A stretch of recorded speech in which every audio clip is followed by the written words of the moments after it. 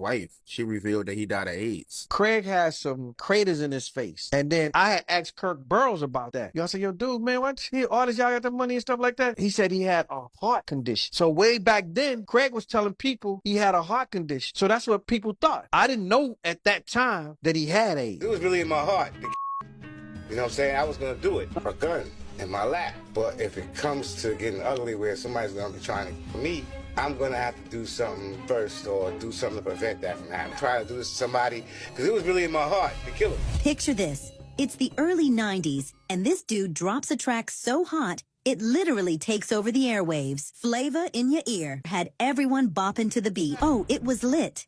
And let's be real, the man was a straight-up hit maker. He was signed to Bad Boy Records, that label run by none other than the currently embattled Diddy himself. Craig Mack's rise to fame was nothing short of explosive, but his journey took some shocking turns, 'cause he was one of the most mysterious figures in hip-hop history. But here's the kicker. Things didn't exactly go as planned. Or maybe he got too mysterious, 'cause we're talking abandoned by Diddy, joining a controversial church, one that many considered to be a cult, and battling HIV/AIDS. What happened to Craig Mack is one of the biggest what the heck happened moments in the music world. In the iconic borough of the Bronx, New York, Mack moved to the chill suburbs of Long Island. Now, before Flavor in Your Ear made him a household name, Craig Mack wasn't always the superstar we know today. Nah, he started off as a teenager rapping under the name MCEZ. Yeah, MCEZ. Can you believe it? His first single, Get Retarded, dropped in 1988, and it was kinda wild. But hey, it was his intro to the game. Things didn't really pop off for him right away. Instead, Craig got real cozy with the legendary duo, EPMD. He even went on tour with them, doing his thing as a roadie. Yep, that's right. He was behind the scenes, moving gear, just trying to stay close to the action and figure out his next move. But you know how it goes, right? Time passed, life happened, EPMD split up, and Craig was kinda stuck. No real forward movement in his career. After years of struggling and EPMD's breakup, this guy got a lucky break. He caught the eye of Sean, as he was then known, Puffy, Combs, thanks to his buddy Alvin Toney. Mack freestyled for Puffy right outside a club in Manhattan. Me and my man Al B was running around, you know what I'm saying, scrambling a demo tape out on the island. And we was looking for a record deal. We was going to other labels and stuff like that. We was bouncing around and everything else. And then my man Al B turned around and said, like, yo, let's go check out my man Puff. I guess Al B and Puff met up, you know what I'm saying? They got a little thing going where they were going to meet at this club called the Mecca. And Alvin brought me down to the Mecca. I went outside the club. I was kicking it with my man Puff. He had me kick the freestyle rhyme for him. Me, Alvin, and Puff was sitting outside. I kicked the freestyle rhyme for him. And he was like, yo, you know what? I'm going to trade you a record deal if you get down on Mary J's. You don't have to worry. Sound remix. And boom. Just like that, he landed a deal with Bad Boy Records. Did I hear you say major come up?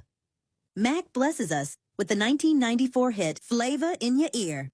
And this time, he's dropped the MCEZ name and went by his real name, Craig Mack. Oh yeah, he was all about keeping it real this time around. Song was a total hit as it climbed all the way to number 9 on the Billboard Hot 100 and even won Single of the Year at the 1995 Source Awards. All right, and the single of the year is Craig Mack. Craig Mack! And the remix, oh boy, it was everything. Not only was it Craig's moment, but it was also the big debut for the notorious B.I.G. and one of Busta Rhymes' first solo moments, like a star-studded remix before they were even legends. He kept the vibe going with Get Down, a funky track that had heads nodding everywhere. While his second album didn't hit as hard, joints like What I Need and Jockin' My Style showed Mack still had that raw energy. And that's kind of the beginning of the drama with Mack, and it's juicy. So Craig was once the star of Bad Boy Records, right? I mean, first major artist to be signed to the record. But along came Biggie, and suddenly it was like Mack was forgotten. Well, being an MC in 1995 is kind of crazy. You know what I'm saying? You got a lot of competition out there. You got a lot of brothers out there trying to get what you got and trying to take, you know what I'm saying, everybody else's position. So, you know what I'm saying, you got to make sure that your spot is better than everybody else's, and you're making sure that when you're at that spot, you're keeping it higher than everybody else. Some folks say Diddy played favorites. putting Biggie on a pedestal while Mack got the short end of the stick. Check it out. This my man, the notorious B.I.G. What's the deal? What's going on? My man, Craig Mack. My foundation, you know what I'm saying? It's my life right here. We all need each other to live and breathe, and that's the way we treat each other. Like that was not enough. Rumors say that things were getting real messy between Craig Mack and Diddy behind the scenes. The tea? Well, Diddy put the pressure on Mack, saying he'd cut ties with him unless Mack switched up his management team. Craig Mack manager. Puff told Craig Mack if he didn't change management, he wasn't f***ing with him no more. Can you imagine Diddy throwing down that ultimatum, basically saying, it's them or me? This didn't sit well with Craig at all. And let's be real, no shockers there. And the tension between them just escalated. At one point, Mack was seriously thinking about jumping ship and ditching Bad Boy for none other than Death Row Records. Yep, you heard that right. The Death Row. Talk about a game changer. If he had made that move, it would have been a total career shakeup.